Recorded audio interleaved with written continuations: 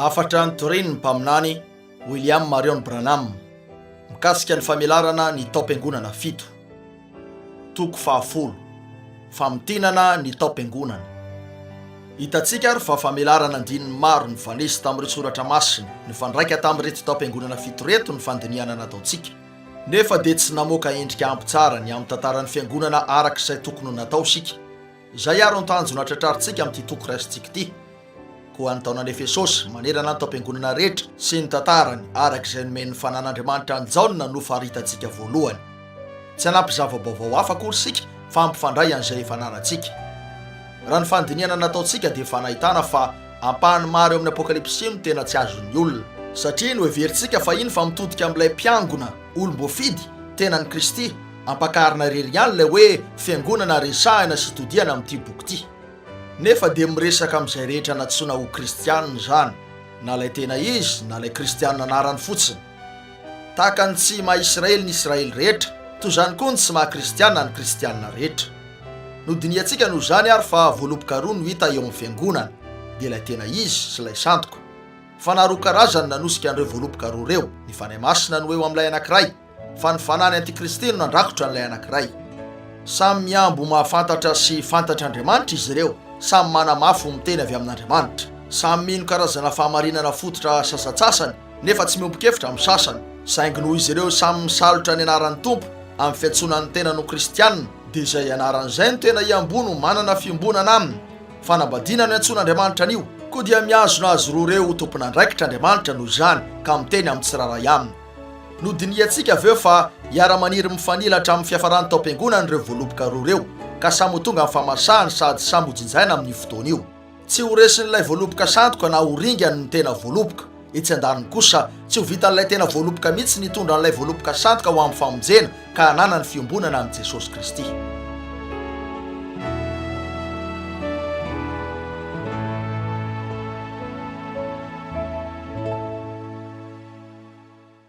Gaga tokoa sika raha nandinika ny fahamarinana fa azon'ny fanahy masina tao nidina eo amin'ireo kristianina voaloboka sandoka tsy niova fo ka iseho amin'kery amin'ny famantarana sy ny fahagagana maro isan-karazany. Fa na dia Jodasy aza tsy azo lavana ny fanompony tao amin'ny fanahy masina, na dia izy mihitsy aza ilay natao hoe devoly.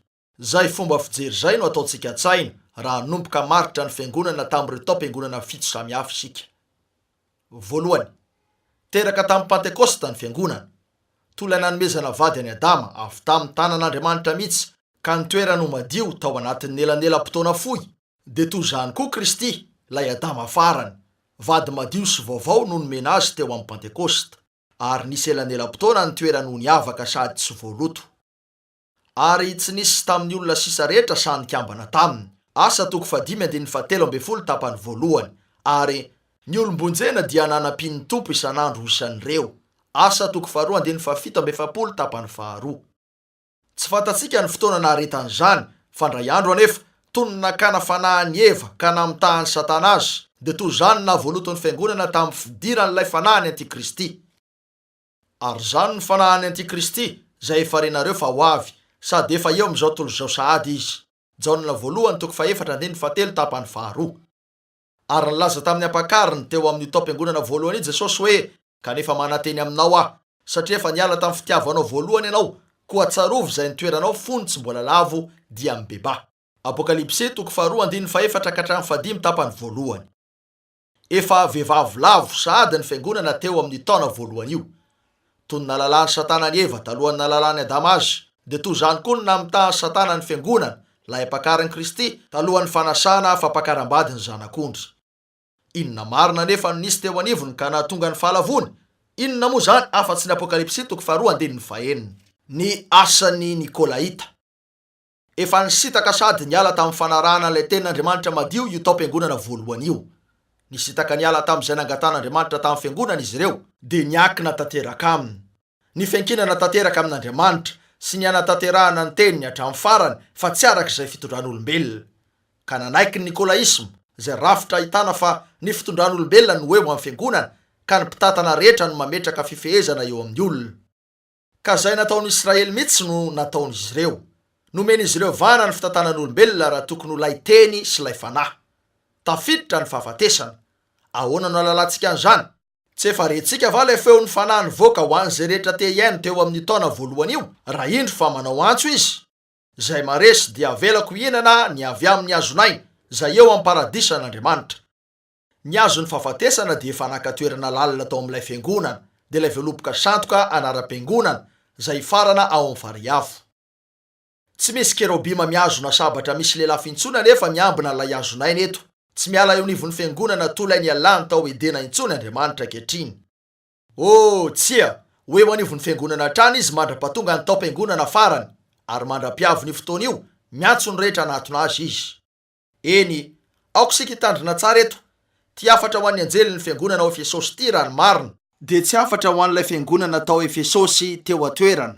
Afatra ho an'ilay tao-piangonana io, ary teo amin'ny taona io no nahitana ny voan'ny famarinana sy ny voan'ny fahatsoa-kevitra, arak'izay efa naseho an'ilay fanoharana mikasika ny vary sy ny tsiparifary mihitsy. Ny tao-piangonana no saha, ary ahitana vary sy tsiparifary eo aminy. Nisy rafitra naoron'ilay fiangonana sandoka, ka samy nataony ho araka ny fijerin'olombelona na ilay fomba fitantanana na ny teny, dia nenjeny izay tena kristianina. Miroborobo fatratra trano noho ny vary na ny zava-maniry hafa nambolena ny tsiparifary. Nitombo faingana ary ilay fiangonana tsiparifary teo amin'ny taona voalohany io. Niroborobo ihany koa anefa ilay fiangonana vary. Saingy teo amin'ny fiafaran'io tao-piangonana voalohany io no niroboroboany ilay asa Nikolaita teo anivon'ireo fiangonana voaloboka sandoka teo atoerana, sady nanam-pikasana bebe kokoa izy ny anaparitaka ny fitaomany ho lavidavitra kokoa noho izay efa nisy azy. Tazana teo amin'ilay tena fiangonana ny fitaomany satria lehilahy maro tahaka ny Polikarpa mendrika azy no lasa natsoina hoe veka, ka nasiana lanjany izay tsy nifanaraka tamin'ny teny akory io anaram-boninahitra io.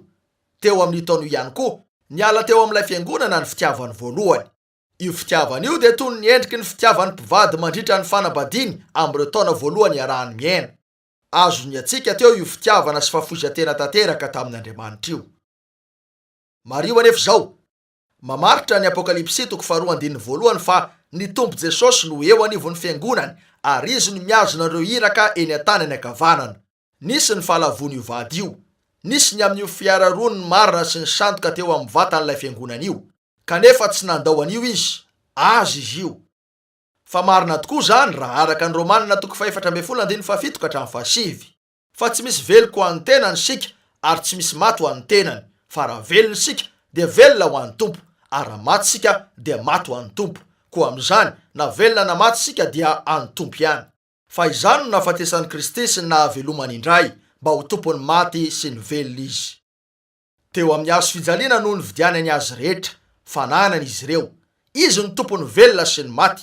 Tompo-pananana no resahany eto fa tsy ny amin'ny fifandraisana, ary mandehandeha eo anivon'io vatana izay ahitana fiainana sy fahafatesana ho amin'io izy. Faharoa, lay nambolena teo amin'ny taona voalohany no ny an'ny Tompo teo amin'ny taona faharoa sy teo amin'ireo taona hafa rehetr'ireo mandra-pahamasahany ho jinjaina. Miandry ary sika eo amin'ny taona Smirna, nisy ny hazavana sy fitahiana bebe kokoa avy amin'ny fanambaran'ny fanahy ny amin'ny tantaran'ilay tenany fiangonana. Ny tombo ny fankahalana nananan'ilay voaloboka sandoka teo amin'ny taona io. Hitanareo izy ireo fa nampisaraka ny tenany tamin'ilay fiarahany tamin'ireo tena izy, ny 5, niala teo anivony, mpandainga izy ireo, tsarak'izay tena maizy azo ny antsony ny tenany. Naringan'Andriamanitra nefa ve izy ireo? Tsia. Aoka ihany izy roroa fa samy androso hatramin'ny fararano izy ireo. Tompo, tokony haringana izy ireo fa mandringana ny vahoakanao, vonoa izy ireo. Tsia, avelao ihany izy ireo. Fa ho an'ny ampakariko ia, aoka matoky hatramin'ny fahafatesana ianao, tiavo bebe kokoa aho. Fatatsika amin'ireo fomba fiteny azo antoka indrindra ireo fa voaloboka Satana io voaloboka sandoka io, avy aminy Satana no iangonana izy ireo. Mivory amin'ny anaran'Andriamanitra izy, nefa mandainga raha milaza ny tenany fa an'i Kristy. Mitory izy ireo, mampianatra, manao batisa, midery, manao an'ireo fomba fanao isan-karazany nomeny Kristy ho an'ny fiangonana, nefa dia mbola tsy avy amin'Andriamanitra na dia izany aza. Saingy noho izy ireo milaza tena ho izy no iazonan'Andriamanitra azy ho tompona andraikitra, koa dia ny teny mikasika azy ireo sy tamin'izy ireo izy tamin'ny taona tsirairay. Mampatsiahy antsika mihitsy ny amin'ny Balama izy ireo. Nanana anjara asa ara-paminan'iny izy io, fantany tena fomba fanatonana n'Andriamanitra izay nasehony tamin'ireo biby madio nataony fanatitra, nefa dia tsy mpaminany ny teny izy. Satria rehefa nambaran'Andriamanitra azy ny tsy handeha hanaja ny Balaka tamin'ny fanatrehany, dia nitady izay handehanana foana izy, satria voatosiky ny fitiavany volamena sy voninahitra. Dia namela azy nakeo Andriamanitra. Ny sitrapon'Andriamanitra navela no ny solotoerana ny sitrapon'Andriamanitra tanteraka no ilay faniriana tao am-pony Balama. Nilaza mihitsy Andriamanitra hoe mandehana. Nanovany fisainany ary ve Andriamanitra? Tsy tompoko. Tratran'Andriamanitra ny tanjony na dia nakany azy Balama. Tsy nanafoana ny sitrapon'Andriamanitra Balama. Tratran'Andriamanitra foana ny tanjony, fa Balama no very noho ny fisitahany tamin'ny teny. Ary izay zavatra izay mihitsy no hitantsika amin'izao andro izao. Vehivavy mpitory-teny, rafi-pivavahana, fampianaran-diso sy ny sisa, ka mideran'Andriamanitra ny olona, eo ireo fampisehoany fanahy, nefa dia tohizany tahaka ny Balama ihany ny diany, ary miambo izy ireo fa niteny tamin'ny Andriamanitra. Na dia hita aza fa mifanohitra amin'ny teny voambara ny fanirahana voarainy. Ary tsy andà hoe niteny tamin'izy ireo Andriamanitra, nefa dia mitovy tamin'ilay fotoana nitenena ny fanondroany tamin'ny Balama zany. Fantany fa ilay faniriana tao am-pony Balama no nitadiaviny kokoa no niteny, ary nomeny azy zany, nefa ho tratrany ihany ny tanjony aty aparany. Toy izany koa amin'izao andro izao, asain'Andriamanitra mirona amin'izay irininy fony ny olona maro, satria efa nolaviny ny teny. Ho tratran'Andriamanitra ihany anefa ny sitrapony na dia zany aza. Amen. Antenaiko fa hitanareo zany, tsy hanazava ihany ny akamaroany izay efa hitantsika tamin'ireo taom-piangonana rehetra io, fa hanampy antsika indrindra ny amin'izao taona faran'izao, izay tena feno fitahiana sy fampisehoana ivelany, kanefa manohitra tanteraka ny sitrapon'ny teny voambaran'Andriamanitra io fe-potoana rehetra io. Raha mba efa nisy taom-piangonana nandray hafatra entitra sy mazava dia io taona io. Lay fahamarinana hita tao amin'ny testamenta taloha tamin'izany no misy ankehitriny. Lay zanaky ny andevovavy no ampahory ny zanaky ny tsy andevo mandra-pandroana ny zanaky ny andevovavy. Zay no maneho amintsika fa ny fankahalana sy ny blasfemia ataon'ny Satana amin'ilay tena kristianina dia asehony amin'ny alalan'ilay andiana kristianina anarany sandoka, ka hitomby ihany zany mandra-panongotan'Andriamanitra n'ilay voaloboka sandoka ty amin'ny fiafarany ny taonany Laodikia. Fahatelo, voambaran'ny fanahin'ny faminaniana ny teo amin'ilay taom-piangonana fahatelo fa ho ekely ilay fiangonana arak'izao tontolo izao fampianarana nikolaisma. Ny antombo ny fisarahana nisy teo amin'ny mpitondra fivavahana sy ny mpiangona, ka ny alany ny fahamarinana hita ao amin'ny baiboly momba ny loholona, dia ny mpiandry ny andianondry eo atoerana, izay manapaka ny andianondry amin'ny teny, dia ny asan'ny Nikolaita izay nametrahan'ireo mpitondra fivavahana ny tenany ho araka ny filaran'ny fifampifehezana izay tsy araka ny fanao ny soratra masina no narahiny. Avy eo dia nyroso amin'ny pretra izay napetraka ny mpitondra fivavahana teo mba anelanelana ny olona amin'Andriamanitra, ka nomena zo miavaka ny mpitondra fivavahana, fa nolavina kosa ny zo nomen'Andriamanitra ny mpiangona. Fisandohany io. Lasa fampianarana zany teo amin'ity taon'ity. Nomena toerana tao amin'ny fiangonana zany ka noheverina ho tenin'Andriamanitra marina, nefa dia tsy izy mihitsy. Ny antso an'izany ho tenin'Andriamanitra nefa ny mpitondra fivavahana. Antikristy ary no zany io fampianarana io. Koa satria tsy misy afa-tsy politika io fitantanan'olombelona io, dia lasa tafiditra tao amin'ny resaka politika ny fiangonana. Nankasitrahan'ilay amperora mpanao dijado ny fidirana io, ka nakamba ny politika ny fiangonana sy ny politika ny fanjakana, dia naory ny ankery no fivavahana marina ny alina fiangonana sandoka, lay fivavahana sandoka avy amin'ny Satana. Ary tamin'ny alalan'ireo fitsipika isan-karazany nataon'ireo amperora isan-karazany no ahitantsika fa nazoto kokoa tamin'ny famonoana n'ilay tena voaloboka ny fiangonana sandoka no ny hery ara-panjakana nananany. Mampalahelo fa tsy afa-niala lavitra tamin'io fampianarana io ilay tena voaloboka. Ny tiako ambara amin'io akory tsy hoe efa nisy fotoana nanekeny ilay tena voaloboka an'izany fisainana Nikolaita zany ho fampianarana, lavitra zany ny zava-nisy. Kanefa io kankana kely ny fahafatesan'io no nitseditra hatrany an'ilay tena voaloboka ho amin'ny tanjona ny androdanana azy. Ny tao amin'ilay tena fiangonana azy dia nahitana an'ireo lehilahy nantsoin'Andriamanitra ho mpitandrina, nefa nanambony an'izany anaram-boninahitra zany ho mihoatra n'ilay andraikitra nananany teo atoerana fotsiny. Tsy azon'ilay fiangonana tamin'io fotoana io tsara intsony ary ny voalazan'i Paoly, satria nilaza Paoly hoe ary dia nankalazany an'Andriamanitra. Natoy inona fahefana nananan'i Paoly no azony nitodika tamin'Andriamanitra trany ny olona, dia ilay iaviny ny fahefana rehetra. Nitodika trany tamin'ny fitantanan'Andriamanitra miampy fitantanan'olombelona nefa ny mpitondra fivavahana, ka teo amin'ny fanomezana ajany izay tsy natao andray aja ary no ahitantsika fa voapety ny fitondran'olombelona ilay tena fiangonana. Rehefa niorina ary ny nikolaisma, ny fifandibiasana apostolika, ny fametrahana mpitoro-teny sy pastora tamin'ny fandatsaham-bato sy ny sisa, dia dingana anankiray sisa no tsy nahatonga n'ilay fiangonana sandoka ho eo amin'ny balamisma. Efa niatomboka teto ilay dingana faharoa amin'ilay sain-daliny Satana. Ny fampianaran'ny Balama io dingana faharoa io, voafaritra ao amin'ny Apokalipsy 2:1-4. Fa teo no nampianaran'ny Balama ny Balaka ny fomba tafitoina ny zanak'Israely tamin'ilay fivoriana andraisana. Zavatra roa hafa nyfanohitra tamin'ny tenin'Andriamanitra indray no nataon'ireo olona nasaina teo ireo. Ahatsiaro anareo fa nila fanampiany Balaka teo mba hiarovan'ny fanjakany. Niantso vonjy tamin'ilay nanana endrika ara-panahy indrindra tamin'ny androny izy de Balama. Avy amin'ny Balama notoro hevitra mandriana sy andringanana ny Israely. Zao ny teo, voalohany aloha nanoro hevitra izy ny amorina azy rehetra mba hiresahana ny amin'io, iarana misakafo sy andaminana ny disadisa. Eny tokoa, izy zavatra totosa rehefa mifankahazo. Raha voatratra zany de afaka hiainga avy eo ianareo. Ny fiarahana mivavaka no dingana manaraka. Ary mazava ho azy fa ny rena kely avy amin'ilay mandray an-trano matetika no atonga an'ireo nasaina ho voatosika lavidavitra kokoa no izay efa noheveriny. Eny, tsy teo amin'ilay fiangonan'Andriamanitra tao amin'ny testamenta taloha ihany no nitrangany zany, fa teo amin'ilay fiangonan'ny testamenta vaovao ihany koa. Satria nisy amperona nila fanampiana mba hanarenana ny fanjakany tahaka ny Balaka teo. Koa dia nasain'i Constantin ireo kristianina anarany, ilay fiangonana kristianina voalohany tao Roma, mba hanampy azy ka tonga ny kristianina hanohana azy, satria maro isa tokoa izy ireo. Zay no nisian'ilay fivorimbe tao Nise tamin'ny taona 520. Tamin'izay ary ny kristianina, na lay tena izy na lay anarany, no niangona teo noho ny fanasany Constantin. Tsy nisy antony tokony ho nandehanan'ireo tena kristianireo akory tamin'io fivoriana io. Na de nanao an'io rehetra io azy Constantin mba hampiray azy rehetra, na lala ny tena piny fa tsy teo amin'ny toerana izy ka nialany teo. Fa ho an'izay nijanona, ny fananam-panjakana no mba ny hery politika sy ara-batana no nomeny Constantin azy. Nampidirina teo anivon'ny olona ny fivavahana nitodika tamin'ny sampy sy tamin'ny fanahin'ireo izay efa maty, satria sary olona maro no nomena ny anaran'ireo olo-masina tao amin'ireo trano lehibe, ary nampianarina ny resaka tamin'ny maty ny olona nivavaka tamin'ireo olona masina, izay tsy hafa akory fa tena fivavahana amin'ny maty. Raha tokony ho ilay sakafo tena ilain'ny olona no nomena, izany hoe ny tenin'Andriamanitra, de ny fanekempinoana sy ny dogma ary ny fombafomba mpivavahana izay noteren'ny fanjakana no nomena azy ireo. Fa ankoatra izany rehetra izany, nomen'Andriamanitra telo arak'ilay anarana mifono zavatra telo ny amin'ilay ten'Andriamanitra tokana izy ireo, de nesorina ny batisa tamin'ny anaran'i Jesosy Kristy Tompo ka natakalo tamina batisa fanompoantsampy tamin'ireo fiantsoana telo. Tsy tokony ho nakeo ny tena pino. Efa betsaka ny fahamarinana very teo amin'izy ireo, nefa de mbola ho very amin'ny fahalalana ny Mahandriamanitra azy ihany koa izy ireo eto, ka nanakalo an'ilay anarana ho amin'ny fiantsoana teo amin'ny batisa. Eny, jereo tsara io fampianaran'ny Balama io. Mario aloha fa afetsena maloto avy tamin'ireo mpitondra fivavahana zany raha ny marina mba voafatitra ny olona taminy, ka notariany ankalalahana ho amin'ny fahotany tsy finoana izy ireo.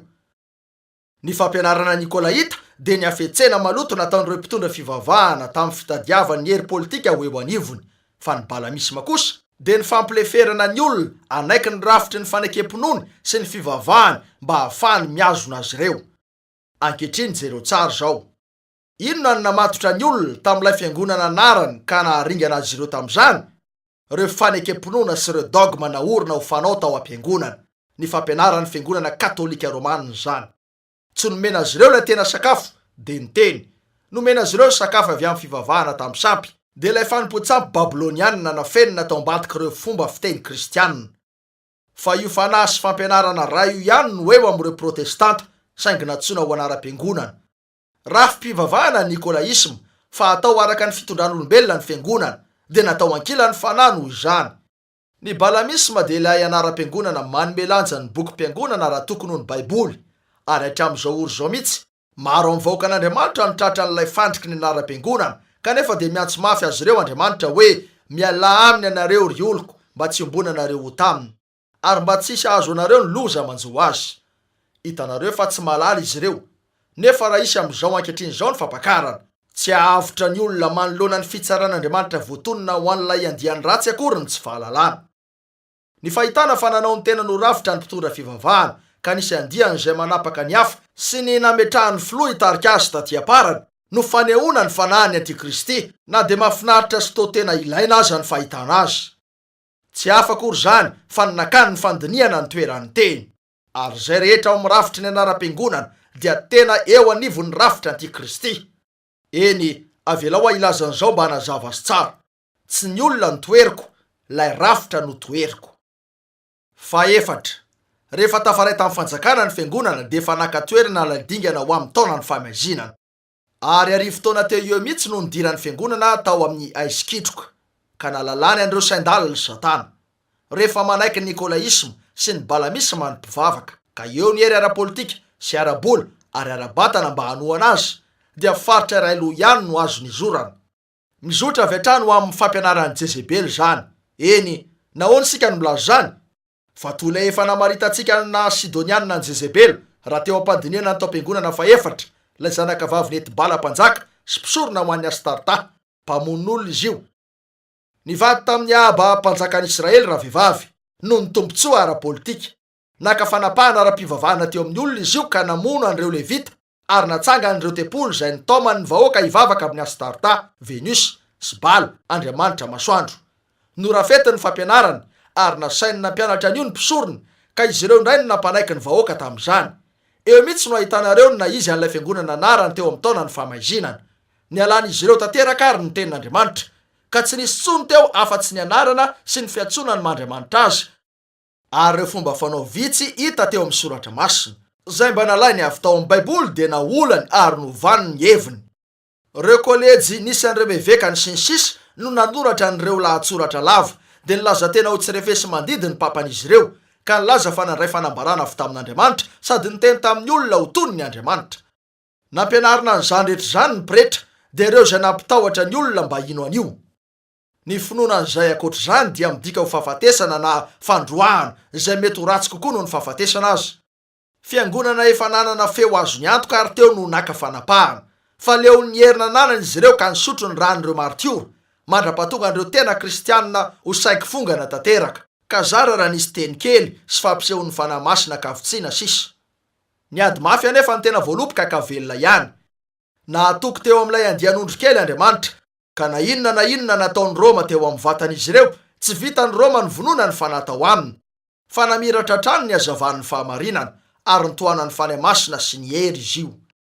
Ilaina tokoa eto ny anaovana fanamariana miharihary tsara. Jereo, ny asa sy ny fampianaran'ny Nikolaita, ny fampianaran'ny Balama sy ny fampianaran'ilay mpaminany vavy sandoka Jezebely dia tsy nareo fanahy-telo na hoe fomba fanao ara-panahy-telo, fa fampisehoana telo ny amin'ny fanara ihany reo izay ny aniditra lalina trany ihany.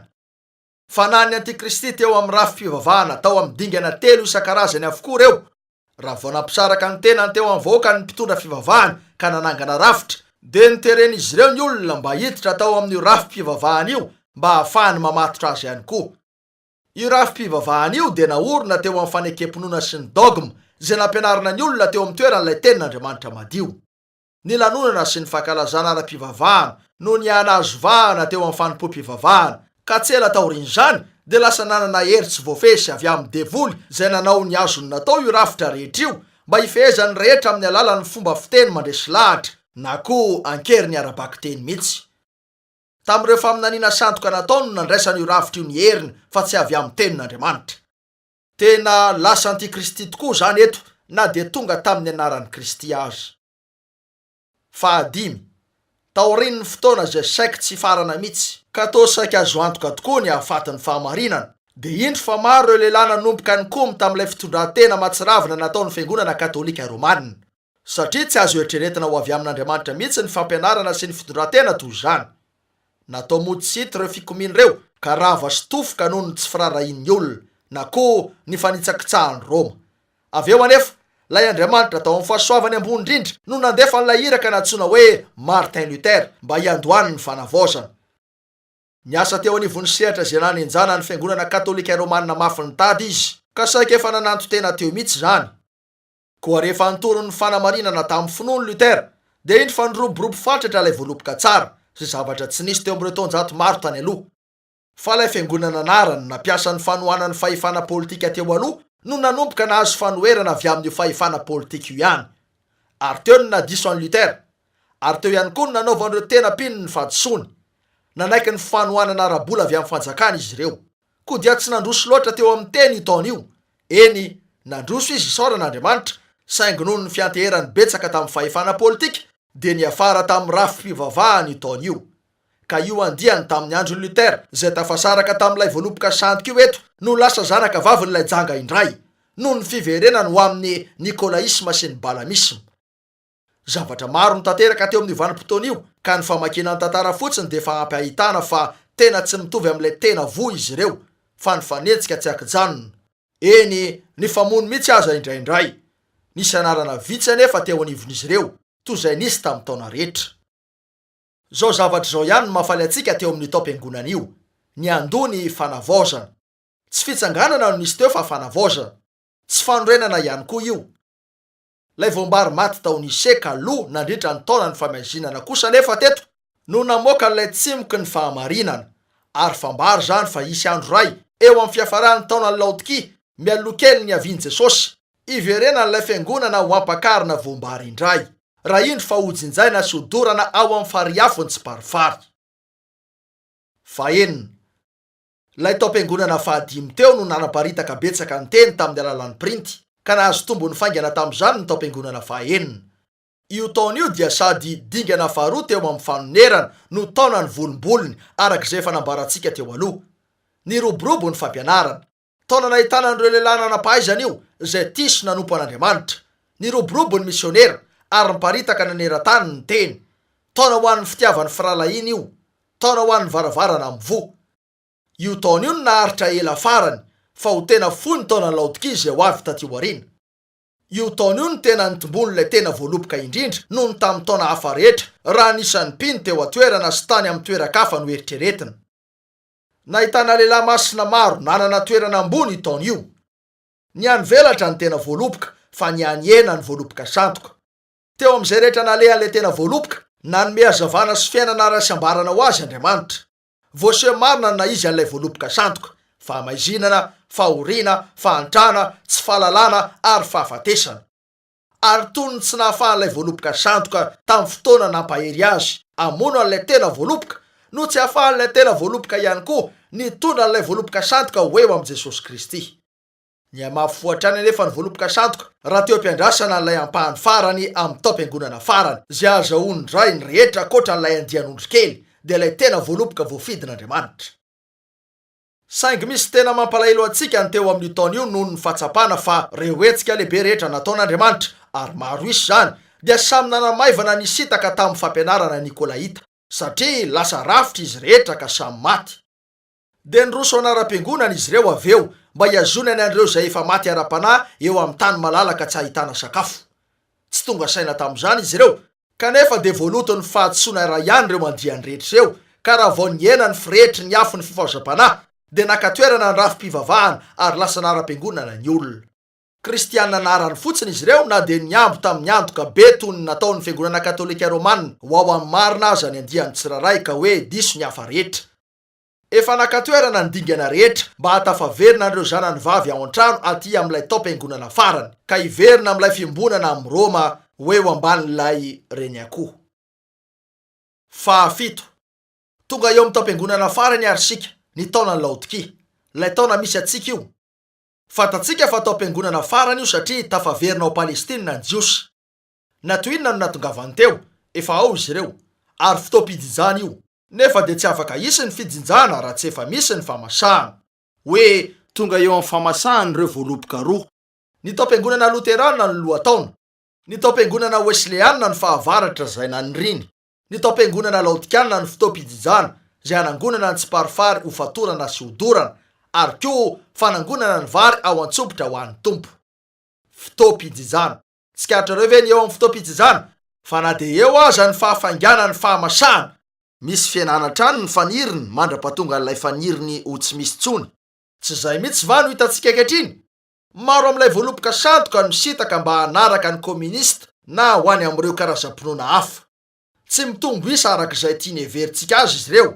Tsy voatazo ny araka ny fanaony ny olona, fa ny seseo fotsiny matetika no akanesana any am-piangonana. Ary ilay tena voaloboka ahoana ny aminy? Mitombo isa va izy? Nakaiza ireo maharisa tsy tambosaina tonga tsy tapaka tamin'ireo fifaozam-panahy ka namaly ny antso teo amin'ny alitara? Tsy fihetseham-po fotsiny ve no manosika ny ankamaroan'izy ireo akeo, na koa mikatsaka zavatra ranofo raha tokony ho fikatsahana an'izay tena ara-panahy? Moa ve itaona io ka toniny tamin'ny andro nidiran'ny Loata ao amin'ny samby fiara ka nakatona ny varavarana, nefa mbola nampiandrasin'Andriamanitra amin'ny fotoana ny fitsarana? Tsy nisy niverina ara-bako teny tanteraka tamin'Andriamanitra na dia iray aza tamin'ireo andro ny fahanginan'ireo. Fotoam-pidinjana nefa io na dia zany aza. Tsy maintsy tonga eo amin'ny sehatra amin'ny taom-piangonana io ary noho izany, ireo izay hitondra ny vary sy ny tsy parifary ho amin'ny famasahana. efa eo andalam-pamasahana faingana tokoa ny tsy parifary noho ny ataony rehefa ampianaran-dratsy zay mampiala ny olona amin'ny teny. Tsy maintsy masaka ihany koa nefa ny vary, ary ho azy lay mpaminany iraka miaraka amin'ny fanompona voamarina zay ahafahan'ny olom-boafidy anaky azy io no alefan'Andriamanitra eo aminy. Iano an'io izy ireo toy ny an'olona fiangonana voalohany any Paoly. Fa ho masaka ao amin'ny teny izy io mandra-pahatonga no ampakarina teny, ka ho hita ao aminy reo asa mahery zay manaraka trano ny teny madio sy ny finoana. Reo andianita eo amin'ilay voaloboka sandoka no iangona ao amin'ilay fikambanam-be ny fiangonana maneran-tany. Io fikambanam-be ny fiangonana maneran-tany io lay sary natao ho an'ilay bibidia. Apokalipsy 7:1-2 Ary hitako fa indro nisy bibidia iray koa niakatra avy tamin'ny tany, ary nanatandroka roa tahaka ny andry zanak'ondry izy sady niteny tahaka ny dragona. Ary ny fahefana rehetra nananan'ilay bibidia voalohany dia asehony eo anatrehany. Ary ny tany mba amin'izay monina eo dia asainy miankohaka eo alohan'ilay bibidia voalohany, zay efa sitrana tamin'ilay fery ny saiky nahafaty azy. Ary manao famantarana lehibe izy, ka dia mampidina afo avy any an-danitra ho amin'ny tany eo mason'ny olona azy.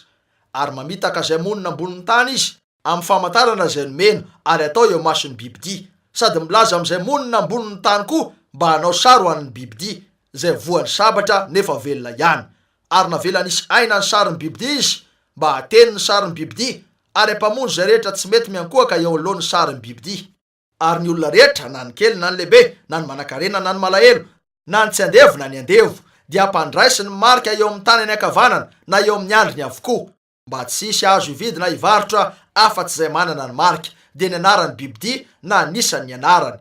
Indro ny fahendrena, aoko izay manan-tsaina anisan'ny bibidia, fa fanisan'olona izany, ary 490 no isany. Eny, tsaroa fa ilay Roma mpanompo sampy nisy amperora no lafitsabatra, saingy sitrana tamin'ny ratra nahazo azy izy rehefa nikambana tamin'ilay fiangonana kristianina narany tao Roma, ka nanafangaro ny fanompo-tsampy tamin'ny kristianisma. Dia zay no nalasa azy ho ampira Romanina masina zay navela haritra mandra-piavin'i Jesosy hamodika azy. Tsy mandeha irery anefa ny Roma, miaraka aminy tokoa ireo zanany vavy, ary izy no aka fahefana tanteraka amin'ny alalan'ilay fikambanam-be ny fiangonana maneran-tany.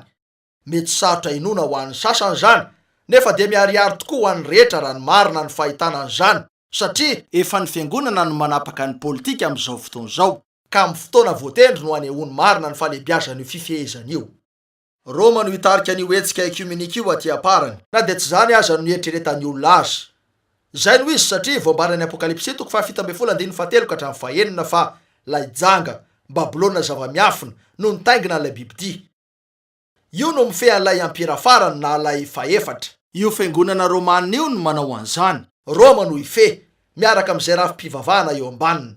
Ary ankatoan'ny Roma io sary io, ny rafi-pivavahana, satria fehezin'ny Roma ny volamena maneran-tany. Koa dia tsy maintsy mikambana amin'ilay rafi-pivavahana maneran-tany ny olona, raha tsy zany dia endahana ny maizy azy rehetra, satria tsy afaka ividy na ivarotra izy raha tsy manana ny mariky ny bibidia eo amin'ny tanany na ny andriny. Io marika eo amin'ny loha io dia midika fa ilain'izy ireo ny andray ny fampianaran'ilay rafi-pivavahana maneran-tany, dia ny amin'ny trinité sy ny sisa. Fa ny marika eo amin'ny tanana dia midika ho fanaovana ny sitrapon'ilay fiangonana maneran-tany. Io hery lehibe io no hanenjeny rafi-pivavahana ilay tena ampakarina. Io sary io no hiezaka nakana ny ampakarina tsy hitory na mpianatra sy ny hafa koa. Orarana tsy hitondra fampaherezana sy fahamarinana eo amin'ny olona mily zany ny mpitoro teny eo aminy. Fa alohan'ny akan'ilay antikristy, izy tenany mitsy, ny fanapahana eo amin'ny rafi-pivavahana maneran-tany rehetra io anefa, dia sorona hiala eo amin'ity zao tontolo zao ty ho any amin'ny tompo ny tena fiangonana, anala ny ampakariny akao amin'ilay fanasana fampakaram-bady ny zanak'ondry lehibe Andriamanitra. Eny, natao ty toko famitinany ity mba maritana an'ireo fiangonana roa sy ireo fanahy roa nanomboka tamin'ny Pentekosta mandra-pifarany. Akan'izao tapany farany zao sika mba hanehoana an'izany eo amin'ny taonany Laodikia. Io taom-piangonana io dia niatomboka taoriana kely ny andohan'ny taonjato faha 20. Ka raha io no tokony ho taona iverenan'ilay tena fiangonana ho ampakarina toy izay nisy azy tamin'ny Pentekosta, dia fantatsika fa tsy maintsy ilaina eo ny fiverenan'ny hery dinamika. Mahatsapa an'izany sady ao amin'ny fanahany ny mpino ka manomboka amin'ny taraina amin'Andriamanitra nisy ny firotsahana vaovao indray, toy ilay efa nisy tamin'ny taonjato voalohany. Toa tahaka ny voaray ny valim-bavaka raha indro fa maro nanomboka ny teny tamin'ny teny tsy fantatra sy naneho an'ireo fanomezam-pahasoavany fanahy. Ninona ho ilay tena fanonerana nandrasana hatry ny ela ary zany teo, Tsy zany anefa io, satria tsy afaka ho tonga ny farahorana raha tsy aoriany ny lohaorana dia ny lohataona na ny ora ny fampianarana. Ny farahorana ary no ora ny fijinjana. Ahoana no ahafahany ho teny zany marina raha indro fa tsy mbola tonga akory ny ora ny fampianarana? Fa mbola tsy tonga teo ny mpaminaniraka zay tokony ho nirahana mba hampianatra ny olona sy hampody ny fony zanaka iverina amin'ireo ray tamin'ny Pentekosta. Mbola tsy tonga ary ilay no heverina ho fanonerana sy famelomana farany sy ny fampakarana. Teo amin'io no nahitana fanandray anjara tamin'ny fitahiana ara-panahy sy ny fampisehoan'ny faniamasina ny tsy marina, toy izay efa nambaranay ombenombeny taminareo. Nisy herin'ny demia ihany koa tao amin'io satria olona maro ny teo ambanin'ny fifoazan'ny demia saingy toa hita fa tsy tonga saina tamin'izany. Eo koa mba hanaporofona fa tsy io ilay tena izy, lasa rafi-pivavahany olona ireo talohan'ny voan'ilay taranaka faharoa akory aza, ary nifaritany mazava ny fampianarana izay tsy araka ny soratra masina akory, ka nanisy fefo amin'ny tena ny tony nataony ny andiany hafa rehetra teo alohany ihany izy. Tsarovy fa raha teto ambony tany Jesosy dia teto ihany koa Jodasy. Samy nanana ny fanahy niaviany izy roa ary samy nakeo amin'ny fitoerany tsiraray noho ny maty. Niverina teo amin'ilay tena fiangonana ny fanahin'i Kristy taty aoriana, fa ny fanahin'i Jodasy kosa niverina teo amin'ilay fiangonana sandoka. Hitantsika mihitsy zany ao amin'ny Apokalipsy 9:4-5. Ary hitako fa indro nisy soavaly fotsy, ary izay nitaingina azy dia nanana tsipika, ary nomena satroboninahitra izy, dia nivoaka izy ka naharesy sady mbola haresy. Ary rehefa nivany ny tombo-kase faharoa, dia reko ny zava-mananena faharoa nanao hoe avika izao, dia nisy soavaly hafa mena kosa nivoaka, ary izay nitaingina azy dia navela naisitra ny fivavahana amin'ny tany mba hifamonoany ny olona, ary nomena sabatra lehibe izy. Ary rehefa nivany ny tombo-kase fahatelo, dia reko ny zava-mananena fahatelo nanao hoe avika izao, ary hitako fa indro nisy soavaly mainty, ary izay nitaingina azy nitondra mizana teny an-tanany. Ary nare aho, koa toa nisy feo teo avoany zava-mananena efatra nanao hoe dia nare ny vary tritika eran'ny fatambary kely, ary dia nare koa ny vary ordia intelo ny fatambary, ary aza manimba ny dililo na ny divay ianao. Ary rehefa nivany ny tombo-kase faefatra, dia reko ny feon'ny zava-mananena faefatra nanao hoe avika izao, ary hitako fa indro nisy soavaly atsatra, ary anaran'izay nitaingina azy atao hoe fahafatesana, ary ny fiainatsitana nanaraka azy. Ary nomena fahefana tamin'ny ampaefatra ny tany ireo amono amin'ny sabatra sy ny mosary sy ny fahafatesana sy ny bibidia ety an-tany. Hitanareo fa tamin'ny endrika ampitaingina soavaly fotsy no fomba niverenany io fanahin'i Jodasy io. Fotsy zany teo, nanakaiky tokoa an'ilay tena izy, tahaka an'i Jodasy izay tena nanakaiky an'i Jesosy. Nisy satroboninahitra nomena azy an'ilay mpitaingina soavaly fotsy. Nahoana? Io fanahy teo io no lopo-tarika an'ilay rafitra nikolaisma. Ary izy teo ny papa nanana satroboninahitra telo ka nipetraka ho tony ny Andriamanitra tao amin'ny tempolony sady milaza tena ho dimbin'i Kristy. Raha ny dimbin'i Kristy dia midika ho misolo an'i Kristy na maka ny toerany na avy amin'Andriamanitra. Koa dia niantso ny tena no faniamasina ny papa zany, na hoe manala ny faniamasina ary manao ny asa eo amin'ny toerany. Lay fanahin'i Jodasy ao aminy no nampanao azy an'io. Hitanareo ny fomba nandreseny, nivoaka izy ka naharesy sady mbola haresy. Tsy nanao an'izany Kristy, izay voatendry ny ray rahateo ihany no nanatona azy. Ary toy izany hatrany no nataony io fanahy io, fa ho tonga vatana mihitsy ao amin'ny lehilahy ray izay ho lohan'ny fikambanam-be ny fiangonana maneran-tany zany raha androany, toy ny efa voalazantsika ihany. Ary amin'ny volamena no ifehezany an'izao tontolo izao rehetra. Tsarovy fa Jodasy niazona an'ilay kitapo, fa horombahany io rafitra antikristy io ny rehetra, ary ezaka izy ny feny olona rehetra. Iverina anefa Jesosy ka hamotika azy rehetra amin'ny famirapiratany ny fiaviany, ary ny fariafy ny hafaran'izy ireo. Ahoana kosa ny amin'ilay tena vo? Toy izay efa nambarantsika teo mihitsy no iseho aminy. Lay iraka ho an'izao taona izao no manomana an'ilay vahoaka an'Andriamanitra amin'ny tenin'ny fahamarinana. Ho eo amin'ny fahafenoan'ny Pentekosta, satria ny fanahy no hamerina ny olona ho eo amin'ilay toerana nisy azy tany am-boalohany mihitsy. Zao no lazain'ny Tompo zany. Zao no lazain'ny Tompo zany, satria hoy ny Joel 2:7-20. Ary ianareo, ry zanaky Ziona miravoravo sy mifalia amin'ny Tompo Andriamanitra reo, fa hanome anareo lohaorana honina izy, dia handatsaka ranonorana mivantravatra ho anareo, eny lohaorana sy farahorana aloha. Dia ho feno vary ny famolona, ary oatra ny vata fanatazana ny divay sy ny diloelo, ary honerako anareo ilay taona no hoanin'ny valala, dia ny koraika sy ny sopanga ary ny kijeja izay miaramilako betsaka nalefako hamely anareo. Ary inany ianareo ka ho voky, dia ederany anaran'ny Tompo Andriamanitra reo, fa magaga ny fitondrany anareo, ary tsy homenatra mandrakizay ny oloko. Eny, voalaza eto fa Andriamanitra no hanonitra, tsy nanonitra ilay fiangonana ny taom-piangonana loterana fa navaozana ny natombony. Tsy nanonitra ny taom-piangonana wesleyanina, tsy nanonitra ny taom-piangonana pentekotista, nefa tsy maintsy manonitra Andriamanitra satria tsy afaka andany teniny izy. Tsy fitsanganana ho an'ny fiangonana io fa fanonerana zany. Amerina ilay fiangonana eo amin'ny pentekosta tamin'ny voalohany mihitsy Andriamanitra. Eny, maro io fa ny 520 no manambara ny antony ilayntsika fanonerana. Ho an'ny valala, ny koraika, ny sopanga, ny kijeja avokoa ny rehetra ankoatra ny fakany sy ilay tahony kely de kely. Eny, efa nambara tamintsika fa biby ray sady mitovy ihany ireo rehetra ireo saingy dingana samihafa. Marina zany. Fa ny any Antikristy voaseho tao amin'ny rafi-pivavahana izy ireo de ny anara-piangonana sy ny fampianaran-diso tamin'ireo taom-piangonana ny fandimby. Onerana indray anefa fakany sy tahony kely mampalahelo io. Tsy amboly fiangonana hafa akory Andriamanitra, fa ampody an'ilay namboleny tamin'ny voalohany iverina amin'ilay voalohany. Arak'ilay efa voatony ny 720 no anaovany an'io amin'ny alalan'ilay ora ny fampianarana na lohaorana. Ny ho avy manaraka dia ny ora ny fijijana na ny finono ny fampakarana. Io fotoana io mihitsy ary no zany no tena hatanterahany Matio 4:4. Raha azo atao, na de ny olom-boafidy aza de ho fitahany. Iza nefa no ezaka mitaka ny olom-boafidy? Mazava ho azy fa ny fanahy Antikristy ao amin'ireo voaositra sandoka misy amin'io andro farany io. Tamin'ny anarana Jesosy no niavian'ireo voaositra sandoka zay niambo no soran'Andriamanitra ho an'ny andro farany ireo. Mesi, voaositra sandoka izy ireo. Miambo mpaminany izy ireo, kanefa iray amin'ny teny va izy ireo? Sanatria. Nanampy tao amin'izany na nanaisitra tamin'izany izy ireo. Tsy misy afaka andà fa eo anivon'izy ireo amin'ny fampisehoana an'ireo fanomezam-pahasoavana ny fanan'Andriamanitra. Saingy tahaka ny Balama, manana ny programany izy rehetra. Manao zay sitona ny vola, mampiasa fanomezam-pahasoavana, kanefa de laviny na iodina ny teny, fandrao raha toeriny zany dia ampiainany zay mety ho anjara azony tambiny. Nefa de mitory famonjena sy fanafahana amin'ny herin'Andriamanitra izy ireo, tahaka ny Jodasy ihany, niaraka tamin'ny fanompona ny meny Kristy. Saingy noho izy ireo voasandoka dia misy fanahy ratsy ary manosika azy ireo. Mpivavaka hoe, la, io aran'izy ireo ny olom-boafidy raha niezaka sy ny zotim-po, kanefa laodiki io fa tsy avy amin'ny Kristy. Satria vahoaka tsy tamboisaina no tadiaviny, ka programa lehibe sy famantarana manetahitaitra maro ny eo anivony. Mitory ny fiavian'ny Kristy faharoa izy ireo, nefa lavo ny fahatongavan'ilay mpaminaniraka. Na de io aran'io faran'io lavitra be azy izy rehetra ireo raha ny hery sy ny famantarana ary ny fanambarana marina.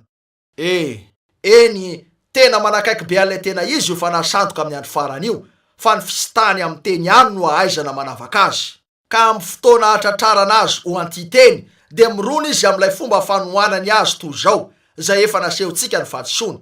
Anananay ny vokatra sa ahoana? Tsy maintsy avy amin'Andriamanitra zay. Eny, alohan'ny amaranantsika, tiako nitondra an'izao fisainana zao. Efa niresaka ny amin'ilay voambary alefa ao amin'ny tany sika hatramin'izay, ka mamoaka tsy mikaroa, aveo ny volombolony, aveo ilay tena saloy. Mety ho gaga ny sasany fa ataony lasy sika hoe tsy teo amin'ny loteranina ny fanamasina, noho izy nitory ny fanamarinana fotsiny. Mety anontany tena koa ny amin'ny metodista sy ny sisa ny sasany. Tsy tompoko, tsy zay no tiantsika lazaina. Lay taom-piangonana no resahantsika fa tsy nisy ambatan'olona na ny andian'olona. Nanana ny fanan'Andriamanitra Lutera. Saingy tsy taona ho an'ny fanonerana tanteraka isiny ny firotsahana toy ny tamin'ny voalohany ny taona nisy azy. Toy zany koa ny teo amin'ny Wesley, Boff, Knox, Whitfield, Brainerd, John Edwards, Muller sy ny sisa. Azo antoka fa feno ny fanamasina izy ireo. Eny, feno marina izy ireo. Saingy tsy lay taona ny fanonerana ny taona niainan'izy rehetra ireo. Tsy nisy tamin'ireo taona hafa rehetra ireo ihany koa ankoatra ty taom-piangonana farany ity. De lay taona ahitana fa voately ny fialana amin'ny finoana ny rehetra. Io ny taom-piangonana farany zay isiny ny fialana amin'ny finoana, ary io koa ny taona ny fanonerana. Io ny taona mamarana ny fiverenana amin'ilay endriny voalohany. Rehefa eo ary zany de tapitra ny rehetra.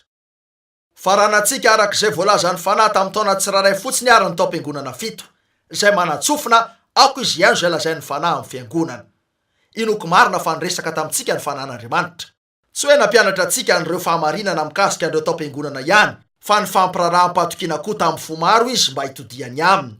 Zay no antony anaovana ny fitoriana sy ny fampianarana rehetra, satria ny fitoriana sy ny fampianarana ny teny no andrenesan'ny ondro ny feon'Andriamanitra ka hanarahany azy. Tsy mbola nisy fotoana ka nitondra hafatra mba hahatonga ny olona anaraka na hikambana amin'ny fiangonako. na anangana karazana fimbonana na rafim-pivavahana. Tsy mbola nanao an'izany aho sady tsy hanao an'izany eto. Tsy zany zavatra zany no mahaliana, fa ny amin'ireo zavatra Andriamanitra sy ny amin'ny olona zay no mahaliana. Ka raha misy zavatra anankiray monja tanterako dia ho afa-po aho. Zany zavatra tokan'izany dia nahitana fifandraisana ara-panahy marina eo amin'ny Andriamanitra sy ny olona, ka tonga ny olona olom-baovao ao amin'ny Kristy, feno ny fanahiny ary mivelona mifanaraka amin'ny teniny. Anasa sy angavy ary ampitandrina ny rehetra aho mba hiaino ny feony amin'izao andrizao, ka afoy tanteraka ny fiainanareo azy, fa antenaiko atam-poko ato, fa efa nomeko azy ny amiko rehetra. Andriamanitra hitahanareo, arengany ka faly ny fonareo ny fiaviany.